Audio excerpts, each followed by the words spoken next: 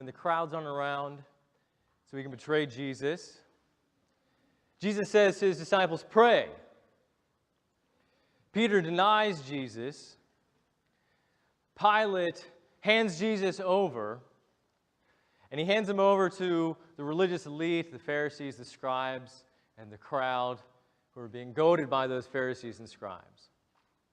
And all of these actions, and there's many more, and we're going to hear about some more in the reading to come, are all revolving around fear. Judas is fearful of the crowd, so he has to find a time when nobody's around, so that when he hands Jesus over, when he betrays him, the crowds won't get in the way.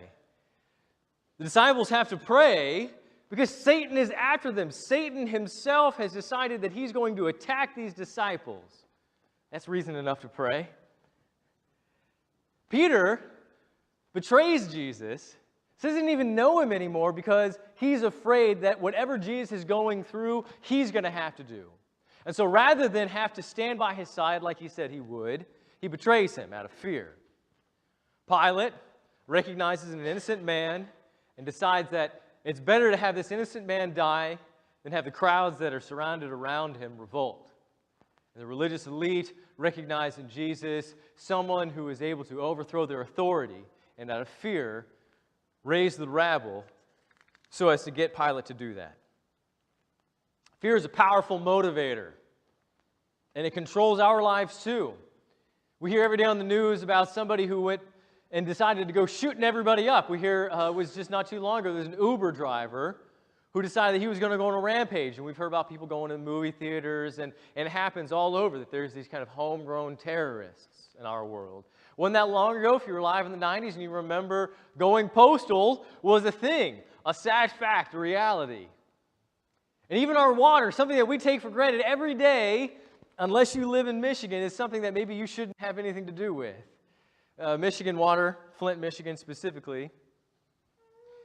And we have all kinds of problems. Who puts on their seatbelt? Do you have car insurance? Do you have health insurance? Do you have life insurance?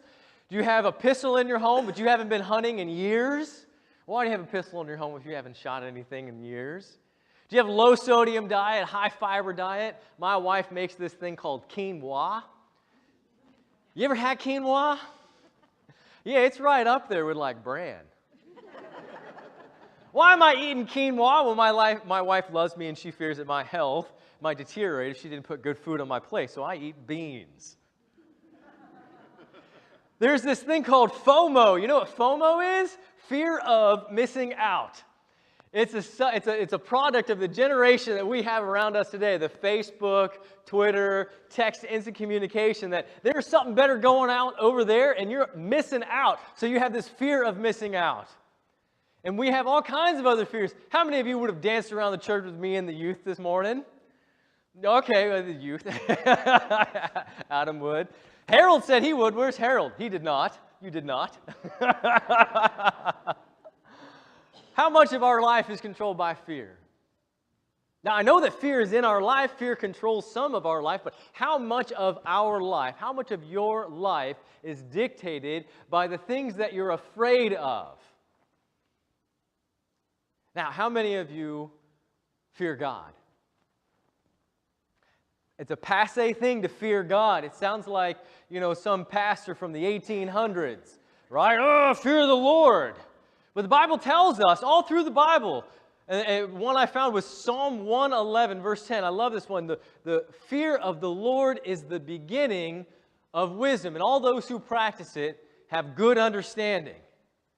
That is to say that if you fear God, not like qualified fear, not like, hey, I kind of know Jesus or whatever, like fear Jesus, fear God. If you fear God, you will have an understanding. And it's not a matter of should we fear God. That's not a question. We hear in the Bible all over that people see God and they all do pretty much the exact same thing. They fall on their face and they scream. That's why I say if you're going to meet Jesus, make sure you bring your Depends. You're going to need them. You're going to need them because people say when they see God, this is from the Bible, y'all, they would prefer to be dead than in the presence of God. It is better to be dead than have to handle whatever amazing thing is God. That's how amazing God is. That's how powerful God is. Now, we're powerful people. We live in a powerful world. And if Jesus is supposed to be powerful, when everybody comes up and they say, hey, save yourself, right? You said you were the Messiah. The Messiah is supposed to be powerful. Save yourself, powerful one. And he doesn't do that. Why wouldn't Jesus do that? Death is the thing to be avoided above all else, isn't it? That's why we eat quinoa. That's why we do all these things that we do. We have low sodium diets. That's why we pay attention to our health. That's why we do all the things that we have and we do, right? We have so much. Americans, come on, don't you understand how much we have? We have so much money and we do good things with it. We buy food with it. Anybody in this building ever starve? It probably has never happened to anybody. If it happens to you, then you could figure out how to do something about it. For the most of us, starving is not the problem. Really, we have so much money, it's not about buying food, it's about buying the right food. It's about buying organic bananas as opposed to regular bananas. It's about buying eggs from chickens who like to do laps as opposed to other chickens. And why do we spend so much extra money on chickens that like to run? Because it's healthier in that right. Because a yellow oak is not as good as an orange oak. I don't know.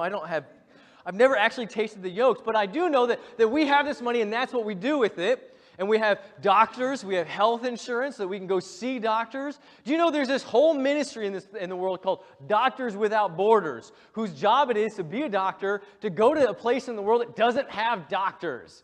We are so blessed with so much power, which is money, that we have doctors everywhere. It's not a matter of having a doctor, it's about which one you want. Which one's going to solve your problem? Which one's going to help you out? Because your problem can be solved. We are such a rich and a powerful nation, we just take for granted that we're going to have clean water. And when it doesn't happen, that's when it makes news. That's why we all know about Flint, Michigan. Not because it's anything special, but because it's not normal. We just take for granted that our air is going to be clean. That we're not going to catch diseases from the things that we encounter, that there are going to be people and government organizations that are going to go in the world to make sure that our food is prepared safely, that our buildings are safe, that when we go into them that we're not going to get shocked or they're going to fall on us.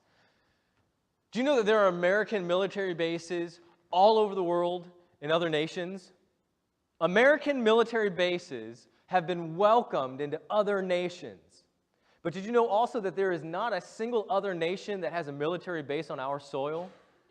Do you know why that is? Because we are so powerful, the world needs us. We are so powerful that people, other nations, are willing to give us land so that our military might be near them. Or if there's a trouble or a problem in their region, that we might go and do something about it. But there are no other nations that have bases in our land because we don't need them. We are that powerful. That's called peace, y'all. And the world's been looking for that for a while, and we just take it for granted that we have men and women who would go out and do that. We just take it for granted that we have a society that is willing to sacrifice and do that. That's how powerful we are. And so when we look at somebody who's going to go and he's just going to die, we have to understand that that man is nothing other than weak. He must not have power. He must not have the ability to do anything. He can't do anything. If he could do something, he would save himself. But there he goes, beaten and bloody, off to the cross. What if instead he said, hey, you know what, Father, I met this really great girl last week, and she was putting all kinds of smelly oils on my feet, and we just clicked. And then she wiped it up with her hair, and I was like, this is the one. So we're going on vacation. We're going to go to the Alps. We're going to be back. I'll catch you next year around this time. Wouldn't fly, right? That would be a no-go, Jesus. No, thank you. I'm sorry, God the Father. This whole sacrifice thing, it's kind of an inconvenience. I don't think I'm going to go there. No, instead he walked willingly. He walked willingly to be humiliated. Right, let's just lay it out. He was humiliated. His friends, these men who have been around him for so long, who promised that they would be with him through the thick and the thin, they disappeared right quick. They betrayed him. And then worse than Facebook friends. And then as if it wasn't enough to have your friends leave you, they strip him down, and they put on top of his head a crown, right? To make fun of him, a crown of thorns.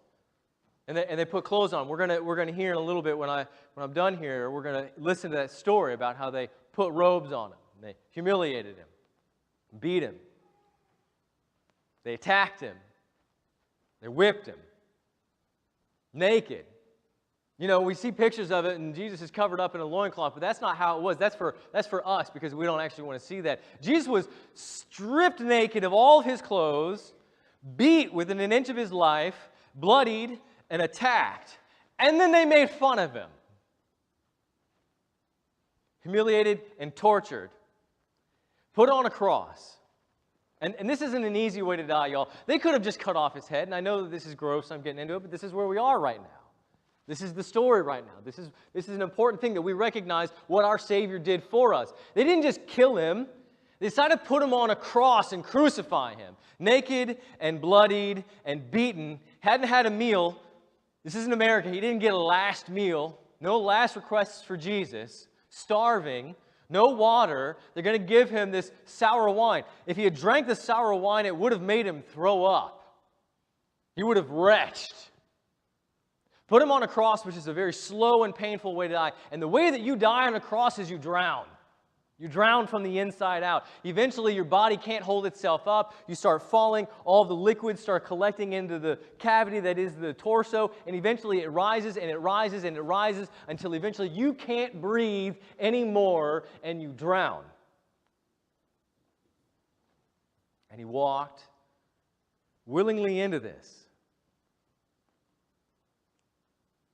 And it's so easy to say, oh yeah, well that's just Jesus, isn't it? I mean, that's who he is. That's Jesus.